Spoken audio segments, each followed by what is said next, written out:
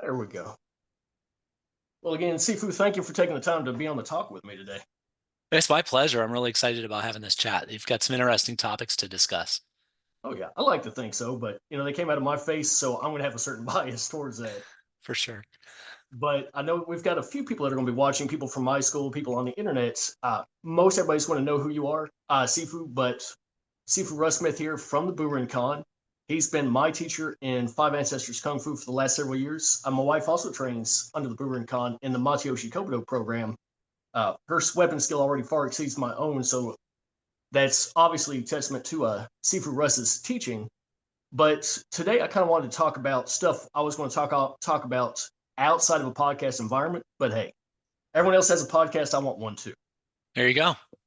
So we're going to kind of hit some of the areas where business and martial arts meet, but also in terms of where martial artists meet business, how that can impact our curriculum and how that impacts our ability to both work with the curriculum, work with our students, and how we engage kind of across those different areas, if that makes sense.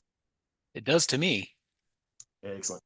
So I think the first thing that jumped out at me is like whenever you first put out your book and you were talking about the necessities of terminology Mhm. and kind of coming to that point where description and definition weren't exactly the same thing.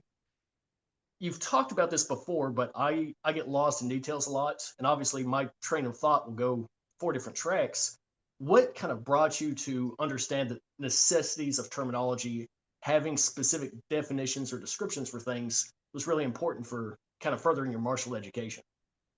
Yeah, I love this because I do think you have to make improvements, you have to look all the way back to the most fundamental aspects of what you're doing. So that's your basics, right? Whatever you call your basics, I think to move forward and to advance into to more kind of advanced areas of your study, you really have to look backwards before you can look forwards well and make sure that you're not missing things because one of these concepts that comes up a lot is the idea that a problem well defined is a problem half solved. I think if you don't define your problems well, I think you're going to struggle to create solutions that are not only appropriate but efficient and effective. So I much of my career outside of martial arts, my day job, the stuff that's helped me pay the rent and put food on the table for most of my life, has been in engineering and software development. And from that perspective, I was in consulting a lot, which means basically I was one of those guys they would bring in from the outside into a lot of organizations and say, hey, we've got problem X, Y, and Z. Our internal people don't seem to be able to solve it. Let's bring in somebody externally. So I was one of those guys, and I tried to be one of the good ones. I always tried to make sure I was being helpful, not harmful. And our goal was always to create solutions, not to come in and fire people. So from a consulting perspective, I could feel proud of being a consultant. But in that part of my career, what I found was uh, the solutions were often strangely simple to very complex problems. So if you have a bunch of people who are not communicating well, any manner of problem can result. So addressing communication first seemed to be one of the solutions to then being able to, or one of the important first steps to being able to craft solutions to process problems. And we have process issues in martial arts. So I figure, if I can apply some of my career training and experience to my martial arts teaching and practice, it would really help me. And so I would go into businesses and they would have many words for one concept and the inverse also true. So many concepts all wrapped up in one word, and so the grain or the specificity of the communication was not good. It was certainly not consistent, and so for me that I as I looked at the problems I was trying to solve in my own understanding and experience and teaching, um, I looked to figuring out how to make sure I understand what the it is, and the it has to be well defined. So coming up with simple, I also found that foreign language further complicated these problems. So, in martial traditions, we're often trying to pull in from other cultures sets of understanding and martial traditions, and doing our best to understand them through the language, the lens, through our Western eyes, but understanding not only their language, but their the cultural references that are wrapped up in the language that you don't even understand yet. So for me, that was critical. It was being clear about what A is, how it's separate from B. One of the ideas of information theory, Cody, and I think you're well aware of this, is, but for those that are not, is when you have information and it's rolled up, meaning like if you had all your sales data for your business and you could only see it at the state level, you would not have the ability to separate performance by store, right? Because all you could look at is each state. So if you roll up the information to high level, you can't really understand the depth of the information. So if you start with data that's very granular and specific, you can always roll up to geography if you keep the data at the store level. So that's a kind of a business analogy to this. But if you can't understand what every piece of Kihon is for, what every principle supports, what every drill is aimed at giving you, then you can't really do a great job at explaining it, teaching it, structuring a curriculum, setting up your grading criteria. So yes, for me, I'll pause here in just a second, Cody, to get your feedback. But for me, it was super important to be able to identify what the is, back away from the cultural references and the foreign language to plain English language, and then just be insanely and frustratingly diligent in using those terms consistently, and then getting your getting your assistant instructors to use the exact same language and documenting it in your student manuals and other things of that nature. So yeah, to me, it's crazy important to have a good lexicon that's consistent and super clear, so that maybe you explain it each term once, and then from then on, it's so simple, nobody needs to be re-explained constantly.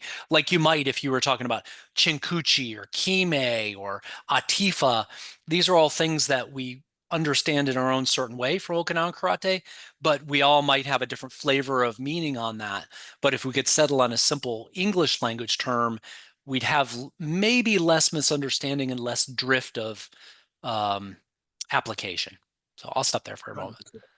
Yeah, and I love the uh, topic or the concept of the information compression problem. Whenever I was consulting with, and I never worked outside of the fitness space when it came to Mhm. consulting, but working with personal trainers, helping them bridge the gap from personal training as a hobby that made you a little bit of money Right, to something that was actually a career in which you could actually say it's not a job that you own, it's actually a business, to helping gyms integrate personal training right. and helping gyms function more effectively. We always called that C-suite hyper compression Yep, because a lot of the gyms were part of chains. They'd have a C-suite that would have these very sweeping generalizations that they had to make because they needed to be emotional leaders more than tacticians. sure. And we saw that kind of drift down. And just like in karate, we would see, and I love Chinkuchi because I've heard 7 different first generation instructors of both Ishin and Weichi use the term, and I've heard I think 9 different definitions. Rough From estimate, 7 people. Oh, that's the best. and I think that especially with a foreign language, what I found is that we could emotionally connect specific ideas or experiences to that word. And for us, yes, it's effectively a hyperlink to take us to that experience. But since it's not a shared experience, then there's a lot of translation loss there. Another side effect of that I've seen, Cody, at least in traditional karate, is the idea that people believe they have something that's unique or secret or hidden or exponentially better than everybody else. Um, and it's partially because of the use of terminology. If they would, what I have seen, and I've consulted with other people's syllabus and systems, I've studied and researched a lot of other arts, and sometimes what I find is people don't realize that their secret sauce is actually available everywhere else or many other places if you simply understood it in a common language way. So if you said, hey, a lot of other people do that, but they call it something different. It's like, no, no, we have the one special way. It's like, let's take esoteric out, right? Scrub the esoteric out, the hidden knowledge, and understand our knowledge in a plain, clear way. And when you do so, it can be humbling. And I think that's a challenge for some people. Yes.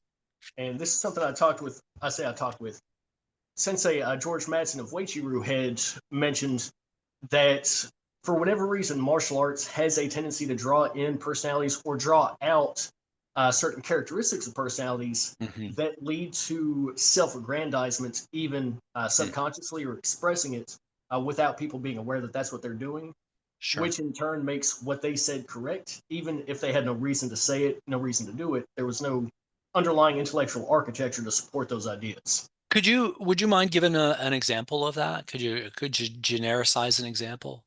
Oh yeah. Well, for example, my first Ishinaru sensei had something that kind of I come mean, up if you to want to dox people, that's cool too. Just kidding. absolutely. Just He kidding. won't hate me too much for this, Okay, good. but he talked about one concept in three different ways. It was the phone booth analogy, but not Hmm. the one we typically hear where we're fighting in a phone booth. It's that when you open a phone booth up, you have the correct side, the one that whenever you open it up, you can enter it. You have the side upon which the hinge sits, and then you have the phone booth when that door is closed. Okay. So that was one way of talking about moving someone's right hand off or moving Oh, to the okay. outside gates. Sure. We never didn't have that terminology. We also had it in terms of fly fishing. What happens when lines get crossed when two people are in the same river? And Sure. we also had it in uh, dojo specific karate terminology. So going into chudanuke, Right. having two or three different terms for that. And Right. sometimes in classes, we would reference, even though it's the same idea, we would reference sometimes opening the phone booth, Mhm. crossing the line, or inside versus outside chudan. Right. And it was the same idea, but because it had different connotations to it, even intraculturally there, it made it Mhm. much more difficult to get the ideas across. Yeah, yeah, yeah, exactly. And think about all the students you have today and will have in the future that haven't the first clue of what a phone booth is, right? So that analogy is lost on them. So we have to think about that a lot. Maybe this will come back up again, but my friend and podcast host Randall, um, he was talking on a recent podcast about the idea of the difference between teaching styles. And not only do I have martial arts styles, martial traditions, but there are individualized teaching styles. And I think, um, to me, it's important that a teacher ultimately become expert enough or well trained enough that you develop multiple teaching styles, because I think you the goal of not pedagogy but andragogy, the ability to reach adults, is really facilitated by the idea that you learn the student well enough, you find their hooks so that you can attach information to the hooks they have. And there's not one way to do that. So as much as I'm really enamored with trying to become the best teacher and develop other good teachers and use that superpower to help us make sure we maintain and improve the integrity of martial traditions. I also know there is not one right way to teach. There are many. Yes. Yeah, 100%. And I think that is in a way facilitated by working both as you've done with people that teach how to teach, the Hmm. development of the understanding that there is a difference between constructing of curriculum and deployment of it for kids versus adults, Right. and the fact that you are going to have that as, and I love the way you phrase it, teaching as a skill unto itself. Yeah. The fact that that is something that we don't just come naturally born, like we get black belts, then hey, part of being a black belt is you get to work with the youth students or you get to work with X, Y, or Z class, but we weren't taught how to teach. We can just effectively, what you talked about, coach a lot of people without understanding that there is a skill of educating. Yeah, I do think we through available knowledge and through these discussions like you and I are having here today, I think it's becoming more clear to people that teaching is its own set of skills. I really hate this old concept of if you can't do, then teach. I think that's purely born of ignorance. I think that's people that don't understand that teaching is a set of skills. I think it's just a Dunning-Kruger effect problem. We don't know what we don't know until we get a chance to learn that. And so it's ignorance, which I can which we're all ignorant of things until we're not. So yeah, I think it's critically important that we move beyond the old, I'll say old wisdom, which was you learn by teaching, so you should just teach. Um, that sounds great in a very selfish way. The problem is I'm inflicting horrible pain on my students because I'm a horrible teacher. So, in that case, I just think you have to weigh the pros and cons of both sides. It's a dual relationship, and if it's only beneficial to the teacher, then it's not good for the student. Exactly. And that leads to what you talk about a lot, training scars, Yeah. things that we don't realize that we're doing that a student picks up on almost immediately. Yeah, I think this is a broader thing. Let's zoom out on what you just said just for a second, Cody. As you walk around in life, you teach people around you everything about you. They learn how much they can take advantage of you. They learn how helpful you can be. They learn whether you're nice or whether you're a barrier to their goals. So we teach even when we don't intend to. So I do think it's important that we watch ourselves as instructors very closely. A real common example I like to throw out to people when I coach them on this or we discuss this, is the idea that, a teacher often wants to continue to be impressive to the students. So a teacher will teach a new technique, but will demonstrate it with speed and power and teach it kind of as per the end goal. When the reality is that needs to probably be broken into 5 or 10 stages of learning for the student to receive the information accurately. Basically, somebody told me once, don't do what I'm doing, do what I did to get here. I think that's the key. And so I think we can give people scars. I think part of the problem with karate students in the beginning being too tight and too tense is because they're trying to emulate teachers who are trying to be impressive. If the students in your school, I think you've already won that battle. They believe you're an expert. They've come to you for information. Now, don't try to constantly impress them. Try to teach them to the best of your ability. 100%. And I still find myself doing this a lot. Partly, I think it's because, like a lot of people that get into martial arts, getting to weightlifting, I started off with a lack of a sense of self and a lack of self confidence. Hmm. So I had, of course, like a lot of people, I autocorrect or I overcorrect There and you be a go. little bit more of a personality versus showing my personality. And I noticed initially in both my training career and my martial arts instruction career that I would do just as you said. I would try to be hyper explosive in my fast movements. I would try and be comically slow in my slow movements.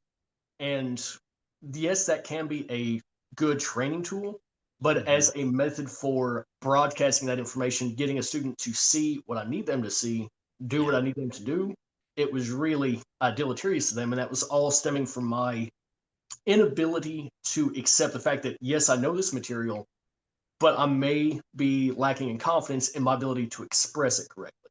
sure, sure. Um, there was a teaching framework that Sensei Davila pointed me to once, and it was big, strong, fast, and light were the stages of practice. And I thought it was useful. Whether or not it's perfect, I use concepts from it, but the idea that the movements are exaggerated in the beginning for big. Um, Strong would be then working on your structure, making sure your structure is better and tighter and cleaner.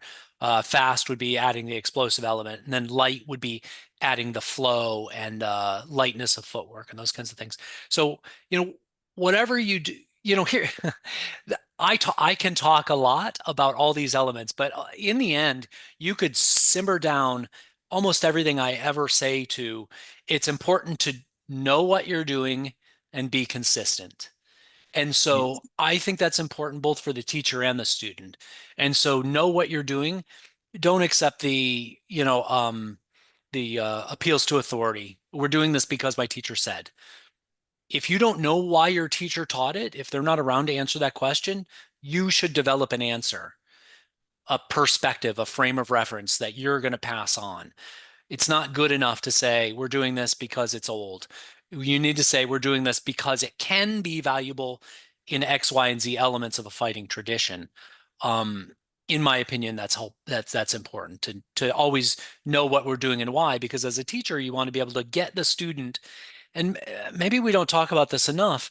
Students need. I recommend that students be able to have the context to understand the training they're undertaking. I think it's helpful to the tradition. I think it's also helpful for student retention because students who are doing things they don't understand, uh, I hate algebra. I'm never going to use this in my life. I hate it. But if the teacher can't counter that argument with, you may never use algebra in the rest of your life, but the problem solving abilities you develop by identifying what you know versus what you don't and backing into potential answers with a few different techniques, that's a tremendous life skill. Sure, I've never done calculus at work the way it was taught to me, but the problem solving value of this is incredibly important. So I just think students should know what they're doing, know why it's important, where it fits into the larger framework of the style, which is, I think, a paradigm shift. I think for a very long time, Cody, at least I didn't know what the it was. What is Goju? What is Five Ancestors? What's the totality of the system? What does it do well, and what does it purposely not focus on? So I think those are important things to have in your pocket as a teacher or a curriculum developer. But also, I think in the West, there's nobody that is going to come to my school and say, "Hey, can I join up for the rest of my life?" Nobody expects that, but it's kind of the weird mental transition that us, at least in Okinawan karate, have come up with. Is we like the training for life, but that's not why we started. So I think it's important to understand that those are two separate things. 100%. And I feel like the fact that we are of the West, we have to have that Western perspective. So taking these functions that are very endemic to Eastern cultures and expecting the behaviors that those beliefs or structures would naturally create and expecting them to flourish in a Western mindset is Right. deleterious to us, to the arts, Yeah. and to our own personal practice. Yeah, I agree. When I think we don't get enough feedback from the students that don't stay. But of the feedback that we do get, I think a huge part of the problem is expectation setting and expectation management. And I think having clear definitions, having a clear understanding of where you are on your learning journey, how the journey will change over time. I'll give you a super simple example of when I have a new student come in, I say, "Hey, look, here's what training looks like in general. In the beginning training, you are wet clay and I need you to get consistent enough that I can work with you. So you're going to spend a lot of alone time in the corner. Yeah, I'm not mad at you. You're not in trouble, but I'm going to give you material and you've got to go in the corner and work on that until your clay firms up enough that I can give you more and more correction. And when you can move with enough consistency of technique that you're a safe enough partner to put with somebody, then I will progress you towards skill development. But you've got to set that mindset because if not, that student comes to your school, they work on their own for a while, and they're like, "Oh, I could be in an MMA class and already be punching people in the face." It's like, well, you're right. We were going to get there, but we take a different approach to the teaching method. And you're not patient enough to work through our method, and maybe it's my fault as the instructor because I didn't explain it. If you can explain the expectations and remind people of them, then you have a much better chance of communicating well. I mean, that's just a communication issue, right? And teaching is a specialized form of communication.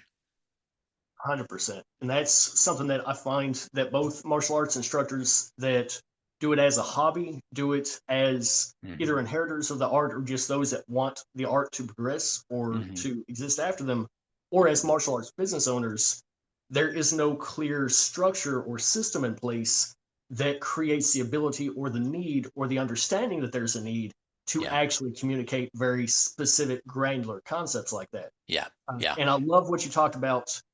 We don't get enough feedback from those who leave. right. That's one of the reasons I talk to martial arts instructors when they're getting into business.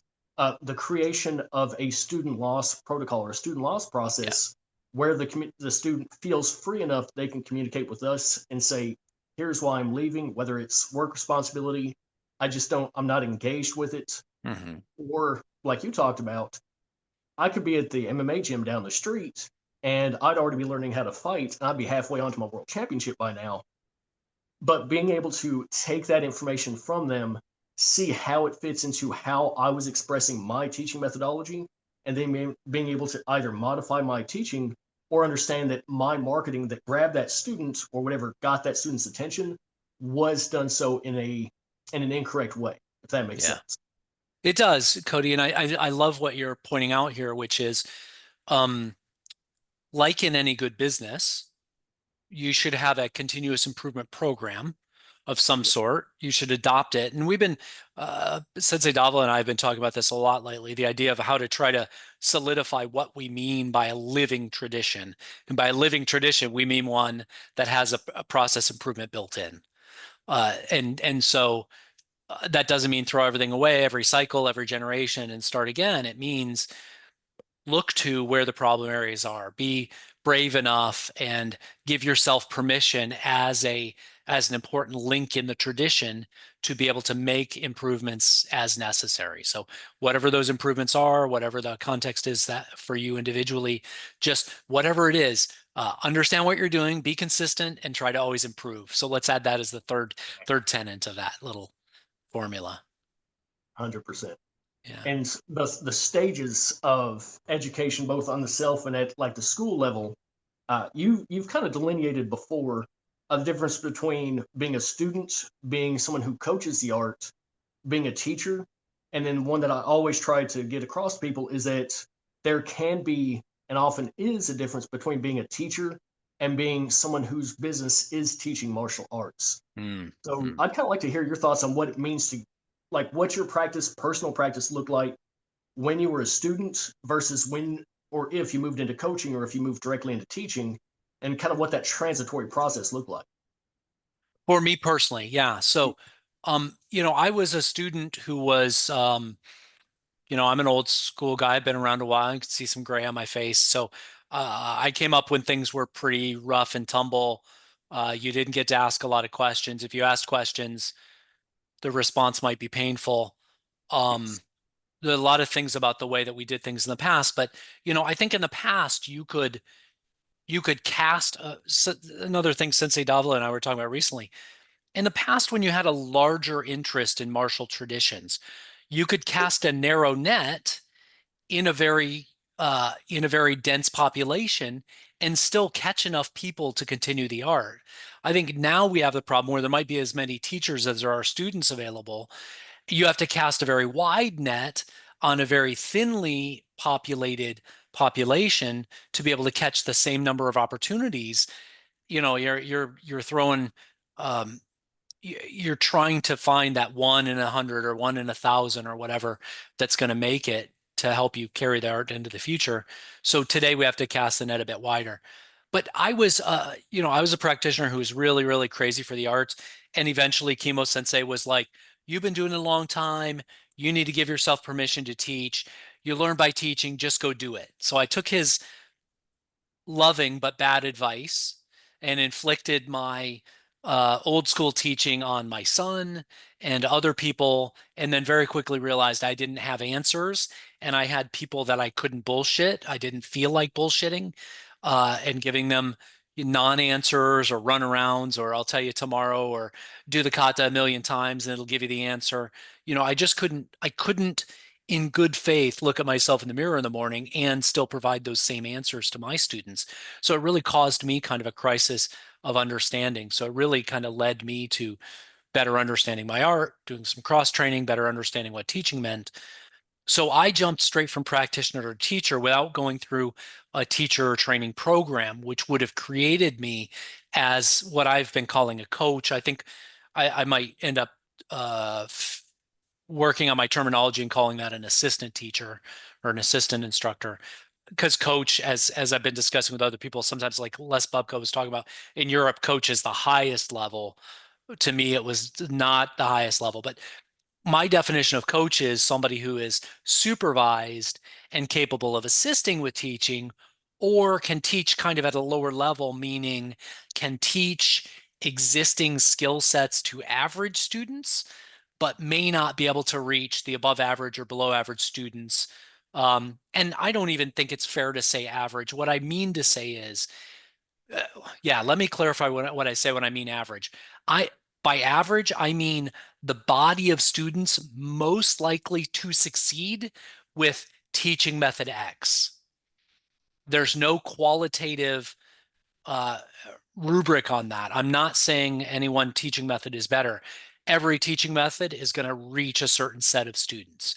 It's more auditory, it's more kinesthetic, it's more whatever. So it just depends. It's more constructive, it's more test first. I mean, there's so many ways that you can do that. But so yeah, for me, Cody, I went straight from practitioner to attempting to be a teacher to coming to the fair and frustrating conclusion that I really wasn't a teacher by the professional standards of what a teacher is. Um, I didn't even really understand the curriculum well enough to build a really good progressive curriculum. The barrier I hit right away was I understood basics. I thought I understood advanced. But the idea of trying to figure out what was in between made me realize I didn't understand things. And that bridge, not knowing how to build that bridge, made it super clear to me that I was missing information.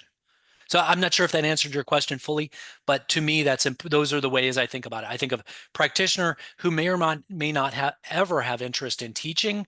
I think we have to identify that.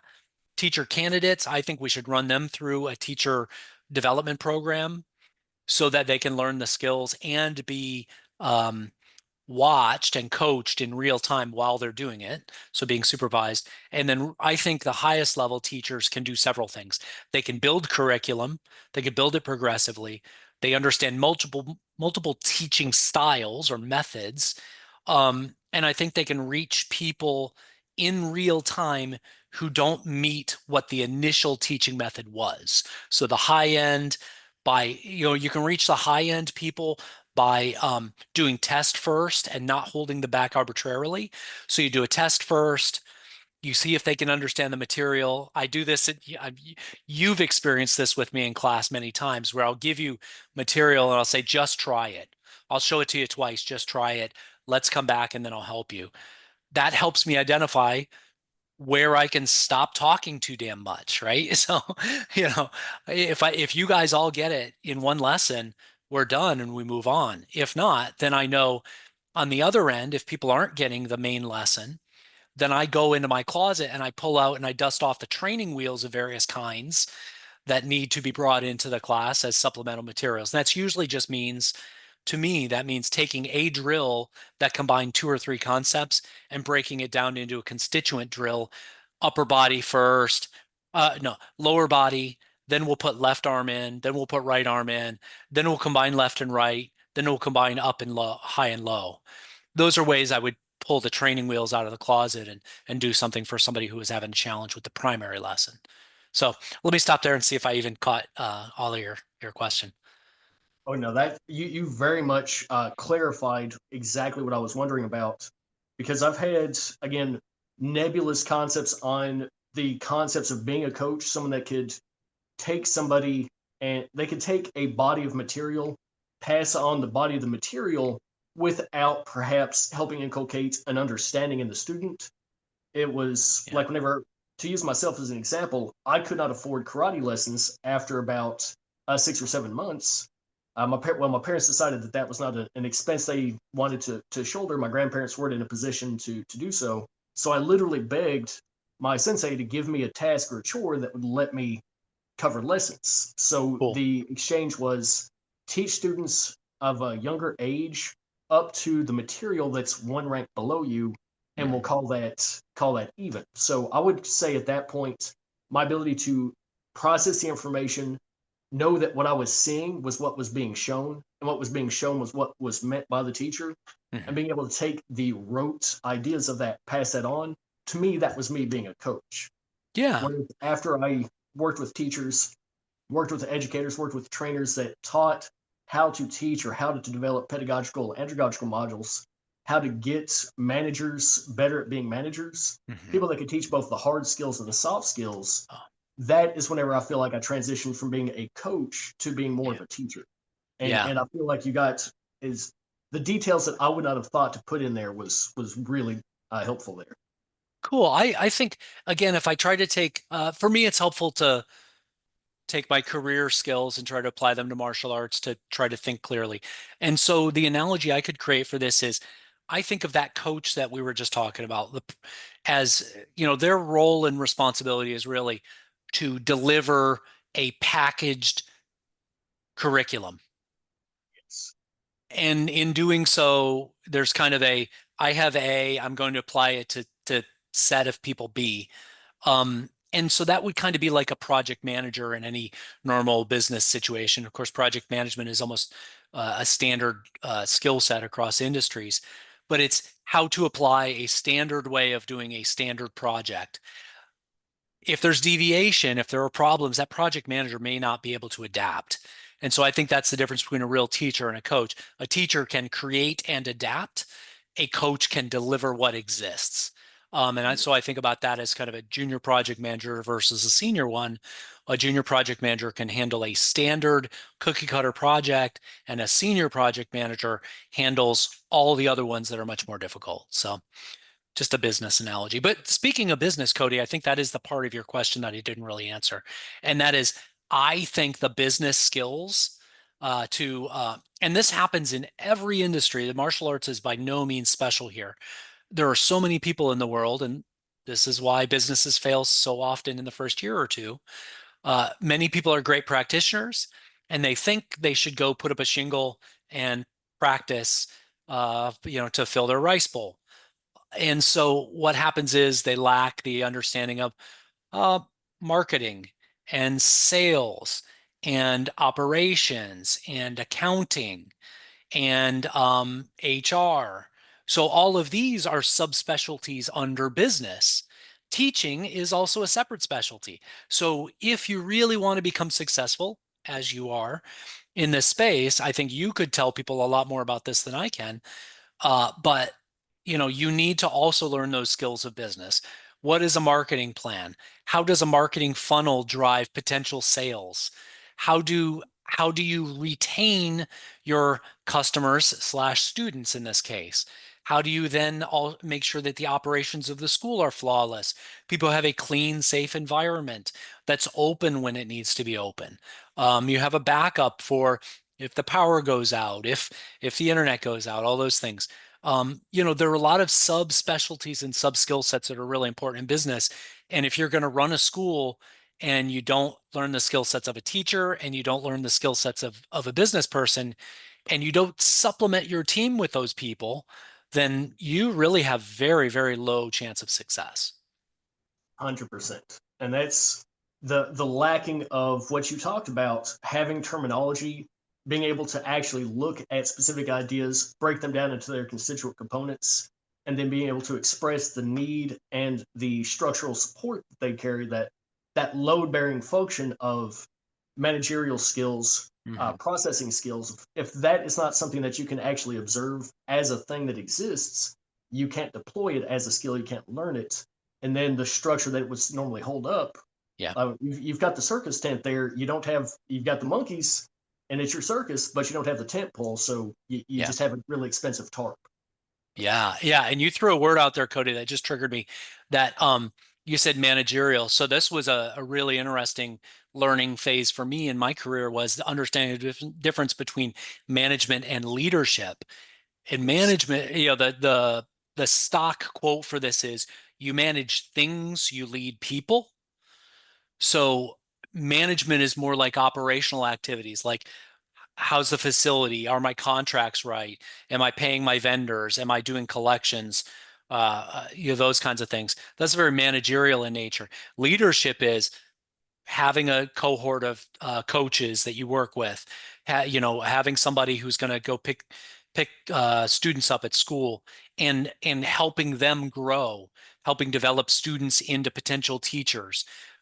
Teaching is a leadership role, so there are some leadership elements to it. So I say that to all to say accounting is a skill set, teaching is a skill set, so is leadership, and it's super, super important when you're dealing with other people so that you can listen and you can pay attention and you can do well. And for anyone out there who has not engaged in leadership training or an understanding of leadership, there are two main models. There is what's called authoritarian leadership, which is very common in traditional martial arts. It means a very top-down directive style of leadership. And then there's what's called servant leadership. And the concept of servant leadership is that leaders exist to support and assist everybody else, whereas authoritarian leadership is authoritarian leaders typically get the benefits while offering directives to everyone else. So I'm oversimplifying those guys. So there's tons of great reading you can do out there. But my recommendation is if you're very serious about the idea of what is good leadership and how to execute on it, look into servant leadership. It's extremely valuable. Servant leadership is much longer lasting and has a wider range of influence. Servant leadership is much more quick to move.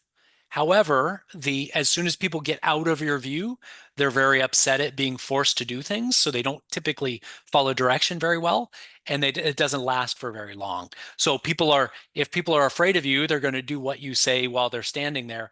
But if they love you and agree with your goals, then you guys agree on things, and they're going to continue moving in the direction that you're also moving in, which is wonderful. So I'll stop there. Any thoughts about leadership, Cody? No, that's 100% in line with what I think long-term teachers or people, whether they teach for a long time or they run martial arts programs as a commercial entity, Right. they almost always function with a servant mentality Yeah. versus with the authoritarian mindset. Yes, their business gets going quickly.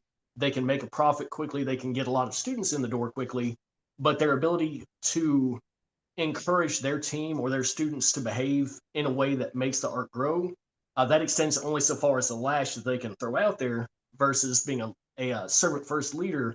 You are both the driving force and the least important component of that team set, which means that the art is more likely to prosper after you've passed just because you weren't the focus of it, the student and their absorption of that material was.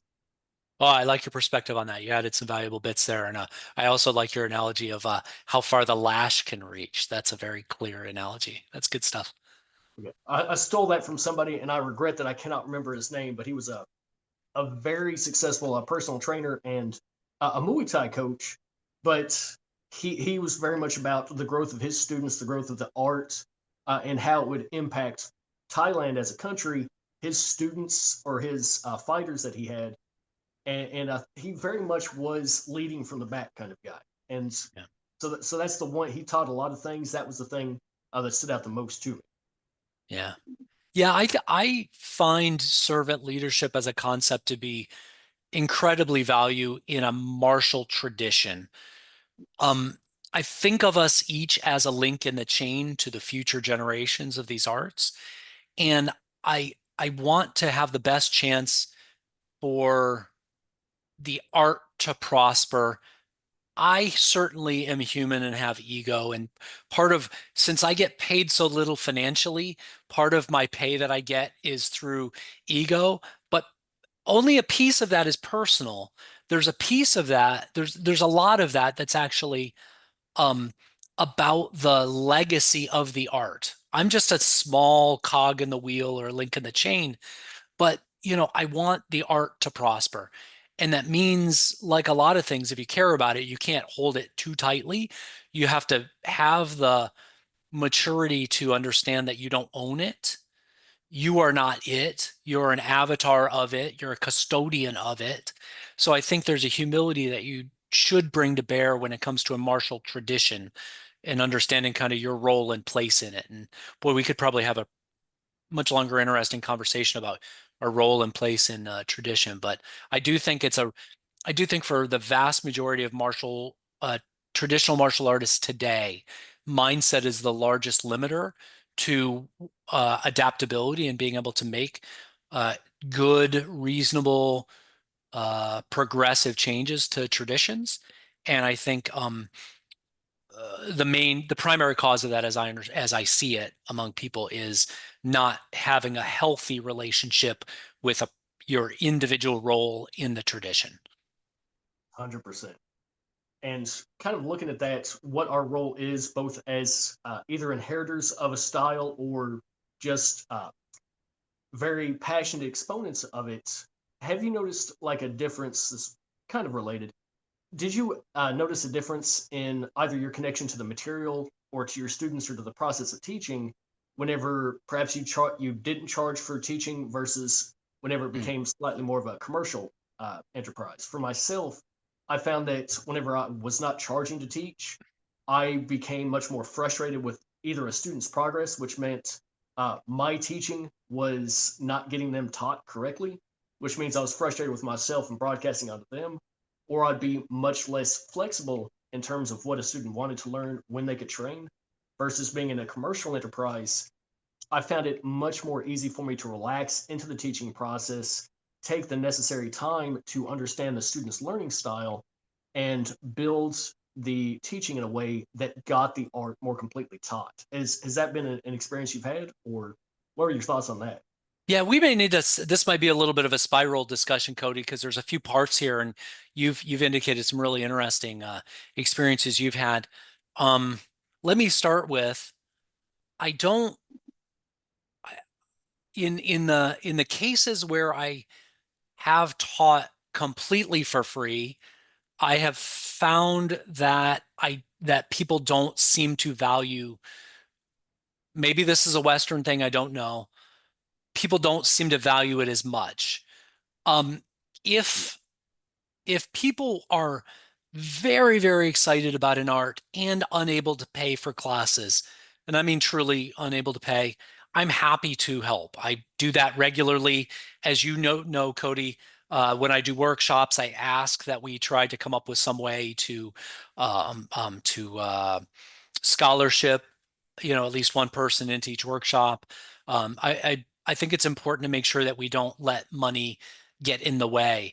That said, I also personally feel like um, time is, and I'm older now, Cody, so this feels heavier on me every day. Time is short. There's a lot to do. And anybody that's going to waste my time is a problem in me trying to reach people who are much more worthy and interested in. I'm gonna scrub that word, delete it, edit it, put a big X across the screen. Cody, interested is the wrong word. Committed. Committed is the word. And over time, I'm already feeling this happening to me, Cody. The more interested somebody is and the less committed, the less interest I have in focusing my time and efforts on them. The people that are committed, I'm willing to go above and beyond. I still feel like there's no place for me to teach for free as a standard option. I don't like the idea. I think it devalues my time. The reality is, Cody, I love martial arts and I'm already paying a heavy penalty to teach martial arts because if I were to apply that same hour to my day job, I'd be making a lot more money. So by teaching martial arts, I'm already dramatically investing my money into my students' teaching. I'm not going to go one step further by paying to teach other people. It causes me some real, besides ego challenges, all just like the fairness of the transaction doesn't feel right. That said, I give away teaching all the time. People will get asked for a private lesson. I always give them more time. People sign up for a full course instead of one at a time. I'll give them free classes or a free private lesson. If somebody is truly having trouble with money, I don't want them to stop training. They can pay me back if I know them. There's a circle of trust that gets stronger the smaller it is. But yeah, so for me, money is involved. I'm in no sense trying to do more than take the tiniest amount of money for my teaching so that I can at least feel like I'm not giving it away for free or paying to do it. Even though I could make this much in the industry and I'm making this much with martial arts, I'm okay because that's my investment in the tradition and in the future and in the arts legacy as well as my own specific lineage legacy. So let me stop there. I don't know that I'm really addressing your question properly, Cody, but help hone me in, tighten me up. Oh yeah. Well, I think you're definitely pointing in that direction.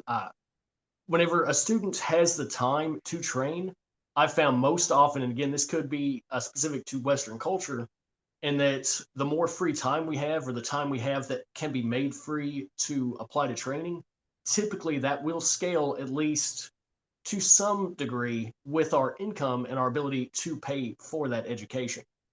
So if I have like 3 or 4 hours a day to train, probably that means that I'm employed in a way or I'm making enough money from some other stream that number one, I have that free time, but also I have that free income. So there's, True. even if it's not one to one, I shouldn't expect at the same time someone to not cover their opportunity cost whenever, like you said, you could be in your industry and doing what you do professionally and making X amount versus covering some of that expense. Right, right. And more to the point, when a student is actively interested, they're getting a lot of that emotional reward. It's kind of like with personal training clients that are very excited to tell everybody what their fat loss goals are, their health goals are. And the more that excitement builds, the less their engagement to the process because they've already gotten the reward of being interested. So there's no reason for them to bridge that gap unless they put a little bit of financial skin in the game, in which case they are literally invested in the process, which tends to make them, I found, better students overall. I think there's a lot of wisdom and experience in what you just said, Cody. I'm not sure what I can add.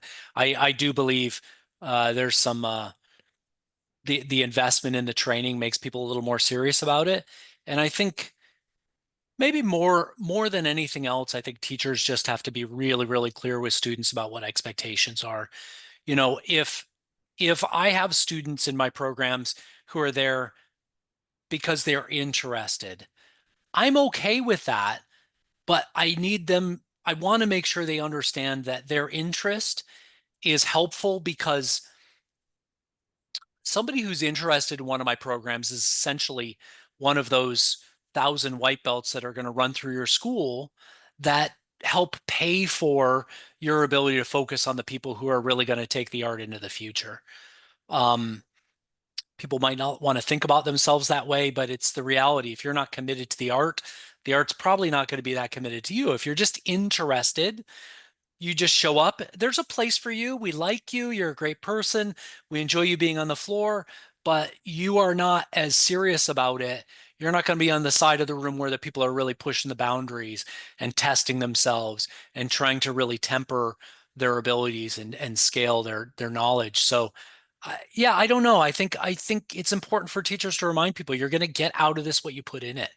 And that also means teachers' attention. And that's why I really, over time, Cody, had a, I've gone through a couple roller coaster loops with this idea of indoor outdoor students and by seeing people into an art and not teaching some people, but teaching other people.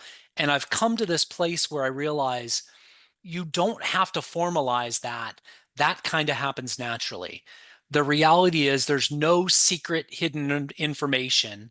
I teach the secrets probably by day two, and it's going to take you a few years to be able to enact those secrets.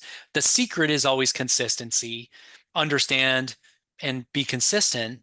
Um, you're always going to have the ability to do it, or the tools to succeed. The question is, did you put in the effort to succeed on your own? And you have to do that individually because the art is a set of concepts. You are the avatar of the art. Can you take the concepts into your body and become the avatar that you want to be? And if you don't put in the work, you're not. And I have to be okay with that as a teacher. Your kung fu is not my kung fu. I can't make you train. I can't make you want it. I can't make you embrace the challenge. All I can do is set the table and be supportive, and it's the best I can do. And I'm looking at those who are interested versus those who are committed, and my focus on that is going to become razor sharp the older I get, the less time I have. So I think we all have to pay attention to that, both as teachers and as students.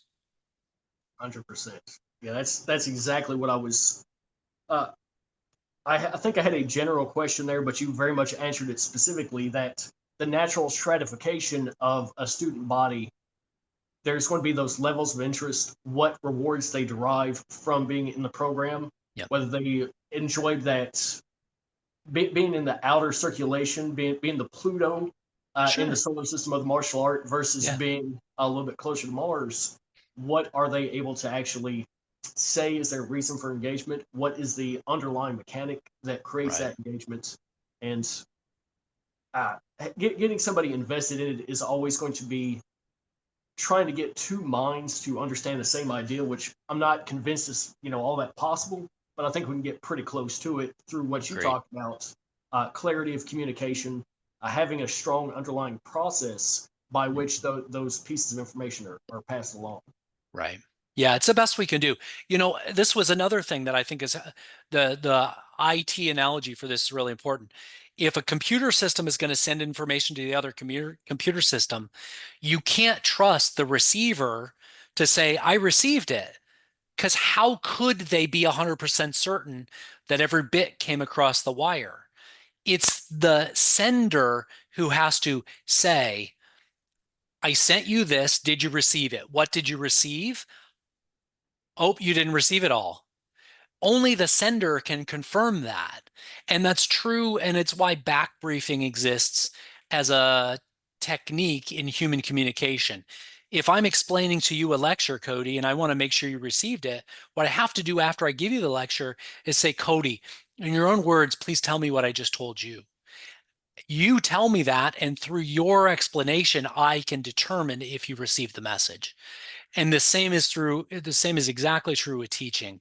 Um, so the student doesn't get to be the judge of that. That's why the teacher has to put in place confirmations and tests and be able to determine what the quality control mechanisms are in their tradition. Exactly. Yeah. Yeah, having that informational filter there and the pass fail checks are just absolutely essential for any communication, but especially something that has the consequences. Yeah. I think that are so endemic to martial arts, since we are whatever nobility we like to gloss our stuff up with. We are Mhm. teaching deconstruction of a human form, Yeah. so we have to be extremely clear and extraordinarily clear with what we're teaching. Yeah. And like you said, the teacher is the only one that can really verify that the lesson was received, Right. because what we said, what the student heard, and the difference between those two, that's really not something the student has that Right. base of information to really verify or deny.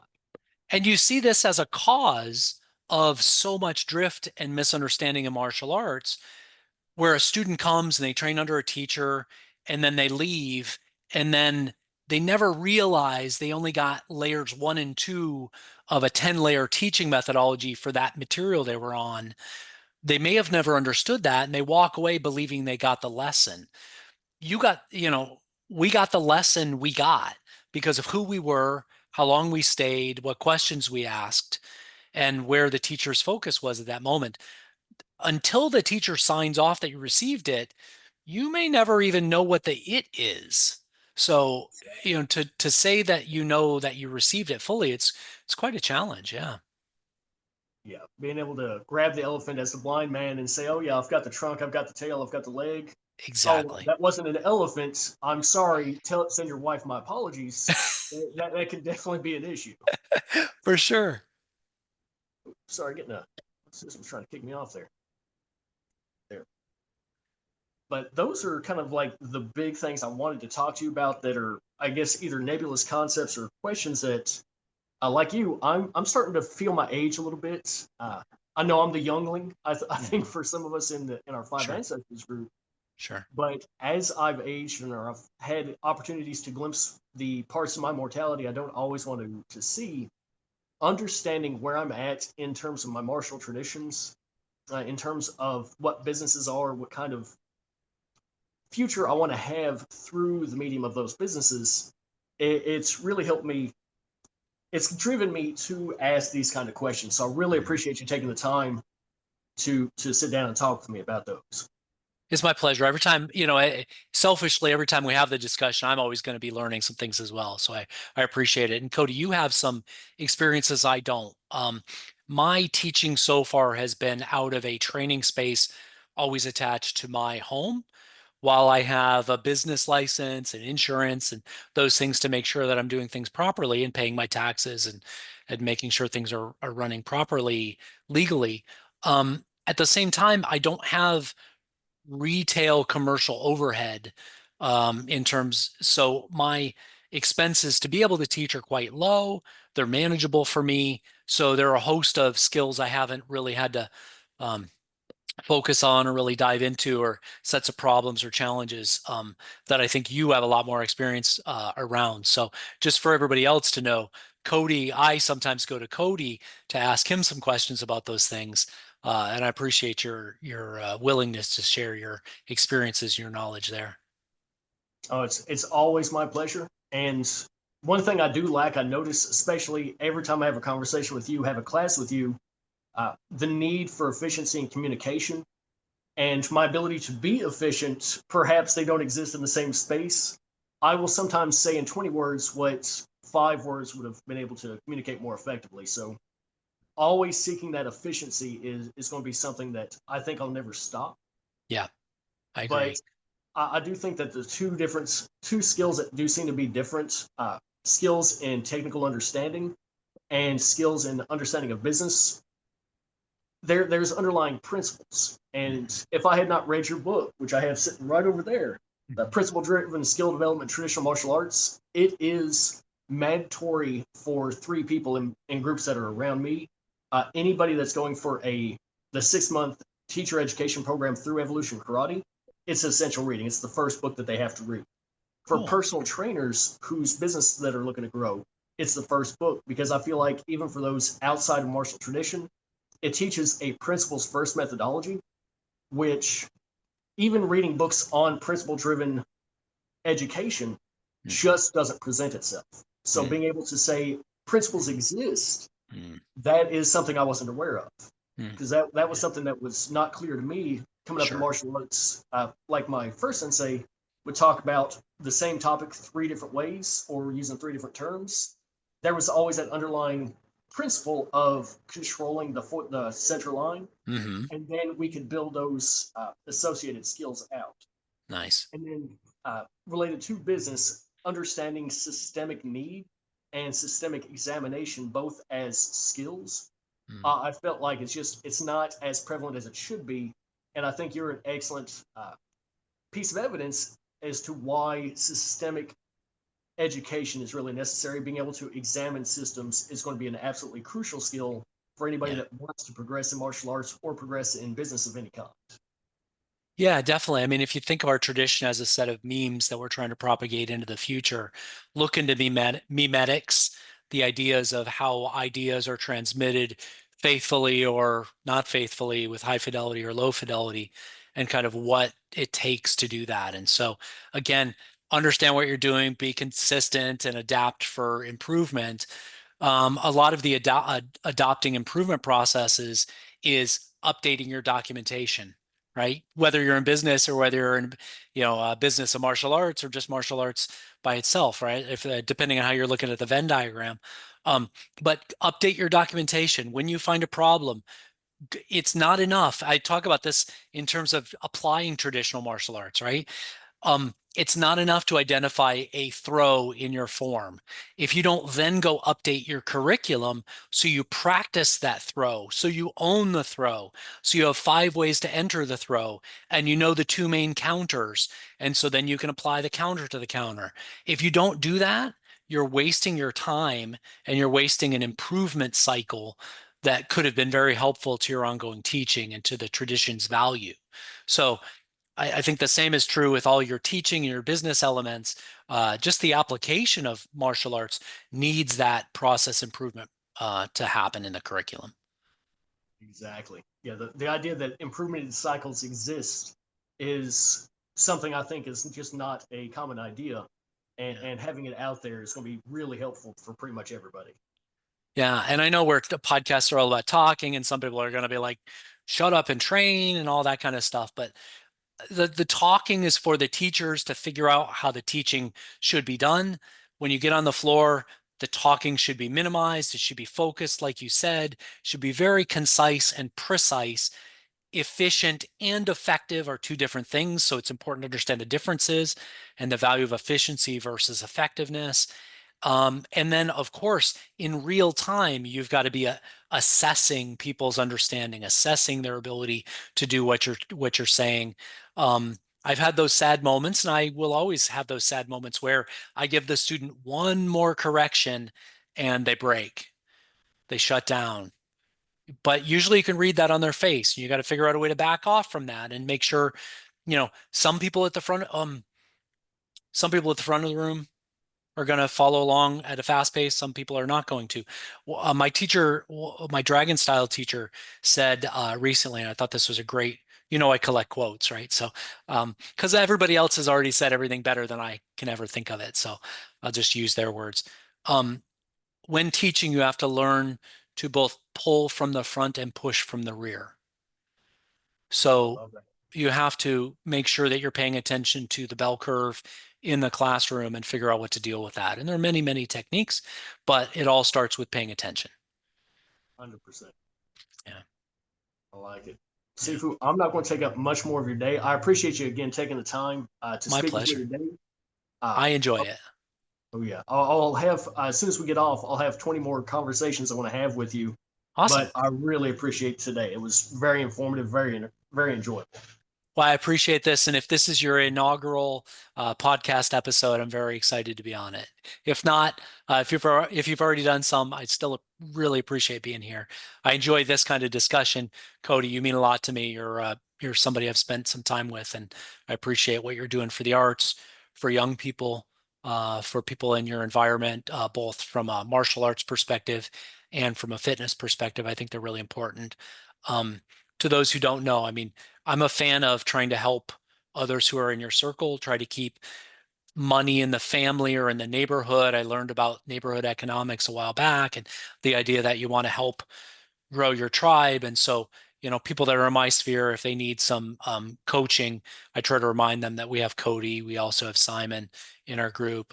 So please go to Cody for personal fitness and training concepts and ideas. Cody's been through some real serious um, I know you've had some serious injuries in the past, Cody, and I know you've done an amazing job coaching yourself back to a state of life where you can enjoy yourself and be a testament to other people. So that consistency and hard work and smart work, I know, is something you bring to your coaching, and it's been helpful to me. I've taken some of your advice around training my back and caring for it and those issues, and I know others have. So, yeah, I appreciate you, Cody, and thanks for everything. My pleasure, Sifu. I appreciate you. I'll be seeing you in class this coming weekend. Sounds great. Be Thanks, well, Sifu. Cody. Have a great one. You well. Thanks. Take care. Oh yeah, you as well.